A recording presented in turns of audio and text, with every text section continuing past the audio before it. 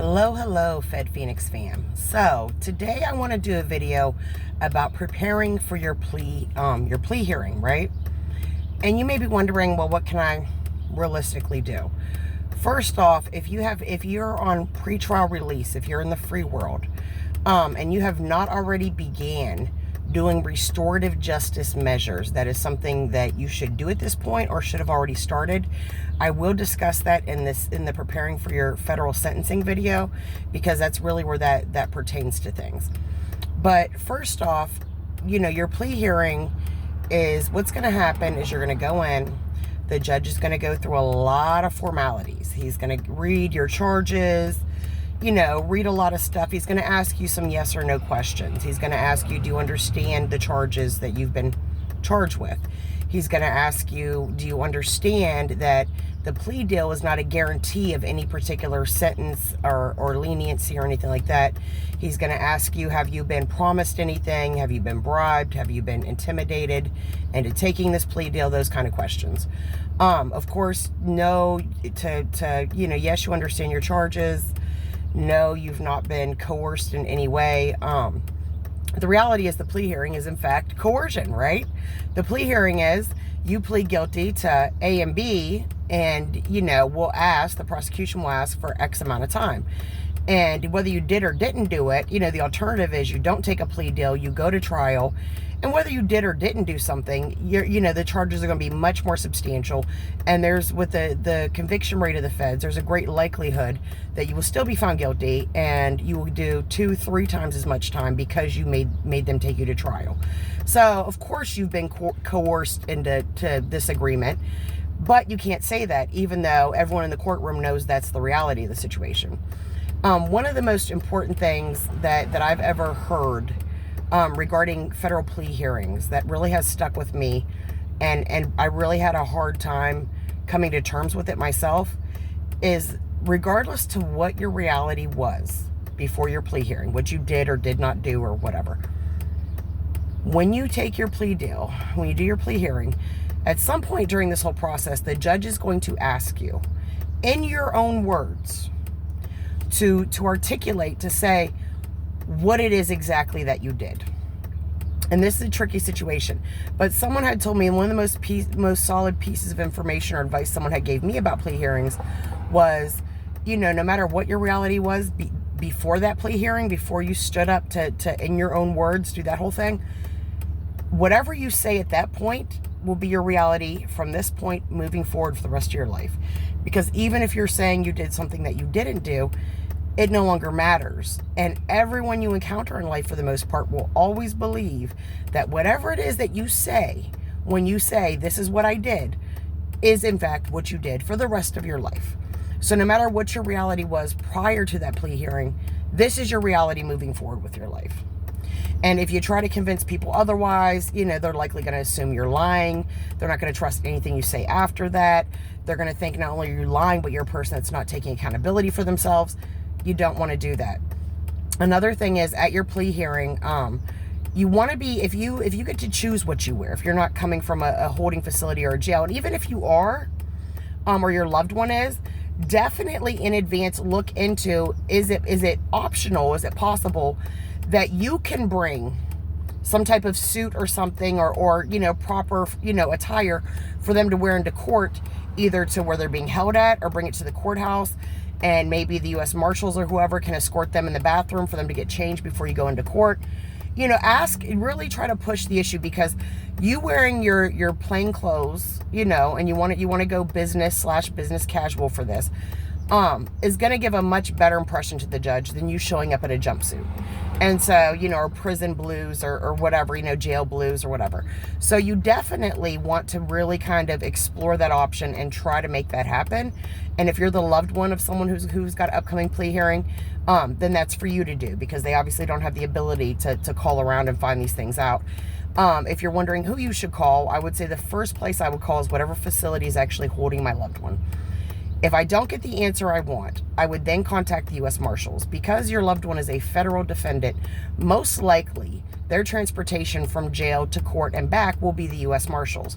So the actual Marshals are a much more solid source of information. And if someone says, yes, you can bring a suit for him, or yes, bring it to the jail the day before, or yes, bring it to the courthouse, any of those things, you want to say, okay, thank you so much. And what was your name again? And you want to write down that name, because now when you bring these clothes into the courthouse or wherever, you need to be able to say, I talked to the Marshals, and this, particular individual, and drop a name, is who said I could do this. Otherwise, you may get their permission from the Marshals, and then you come to bring the clothes and you're told, oh no, sorry, that's not how this works. But if you can name drop, then it gives people the idea that if they don't comply, you have the ability to have this person who's probably in higher authority than them, kind of override what they're doing, and then they're going to end up embarrassing themselves. At your hearing, at your plea hearing, in your sentencing hearing, all your federal court appearances, if you're a man, you want to go suit and tie. Don't really do bow tie, but do suit and tie. At least do blazer jacket if you can access one. Definitely a button-up business, worthy button-up shirt, and some type of dress slacks. You do not want to show up in jeans and a nice long sleeve shirt. You want to be conscientious when you're picking your outfit. And if you're a woman, personally, I wore a pencil skirt, a blouse, a very, nice blouse that was tucked in, and a blazer. And I made sure that because I have chest tattoos, that the blouse went up to here, so those weren't visible during the hearing. Because again, these small things that judges pick up on consciously or subconsciously will impact how the judges see you and ultimately how you get sentenced. And beyond sentencing, how the judge deals with you when you ask for things like to be let off probation early, or any type of consideration where you need your sentencing judge to intervene on your behalf.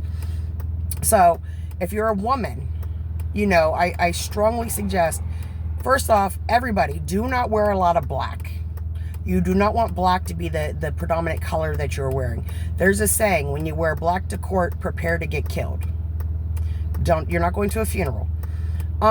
You don't want to wear real loud colors. You don't want to wear pinks and salmons and neon colors. And no, you want to go neutrals, preferably light, or pastels. You want the colors you're wearing to either be neutral or to be colors that invoke positive, thoughts, positive imagery. You don't want to wear red. Red is a color, like yellow and orange, that subconsciously kind of tell us to hurry up. And when people feel like they're rushed and they're pressured, they tend to be a lot less patient and understanding. This is why many fast food chains and their sitting areas are decorated in red, yellow, and orange, to get you to hurry up and get the heck out of there, because you already bought the food. They don't want you there anymore. They're just extending a courtesy to let you eat there, but they'd be happy to see you go. And that's why they do that. That's why that color palette is so common and in fast food restaurants in the sit down area, because they don't want you to sit for long. And you don't want your judge to feel in any way uncomfortable or pressured or whatever. Additionally, if you have tattoos, cover up your tattoos as much as humanly possible. If you have any like gold, silver, platinum, diamond, whatever teeth, if they come out, don't wear them to court. Take them suckers out. Just take them out. That's not the impression you want to give a federal court judge. It's not. A lot of people say, well, I have face tattoos. Can't cover that up. If you're on pre-sentence and you have access to things in the free world, you absolutely can. Google stage makeup for covering tattoos. There's a crap load of it. And even if you're a man, because, you getting less time makes it certainly worth your time to make this effort. And at your plea hearing as well, you want to have, just like at your sentencing hearing, as many loved ones and people from your community that you can get to show up to support you. Judges like this. Judges know that if a person has a lot of community support or family support, once they come home from prison, they're less likely to recidivize. And so, go back to prison. And they also know that it's very common knowledge that the longer a person is in prison, the more kind of psychological baggage they get from the experience, and the more difficult it is for them to be successful, more likely they'll go back. So when you convey to the judge this person has a strong support network within the community or even within their family, it makes the judge feel more at ease with giving you less time, because he's not seeing you so much as a threat at this point to society or law or whatever. He's seeing you as a person who probably did something stupid or something you shouldn't have, but he sees there's hope, pretty much. What else about your plea hearing? Make sure you and your lawyer are on the same page. When you tell them, when the judge says, what did you do in your own words, and I have to get off here in a second because my son's bus is about to pull up. You want to make sure that, one, you do not admit to anything than the bare minimum of what your plea deal says you're going to agree that you did. Do not create more charges for yourself potentially. And do not create a situation where your judge sees you as a bigger villain than he has to, right? And also, this is not your allocution. Allocution happens at sentencing. So this is not where you apologize to the courts. This is not where you talk about your circumstances. This is simply, this is what I did. End of story. So these are my tips for federal plea hearing. I got to go. My son's bus is pulling up. My Cash App and PayPal will be in the description, as will link to the merch line. I'm actually in the process of revamping the logo. And whatever you're going through, it is a slice of your life, and I'll get with y'all later. Bye-bye.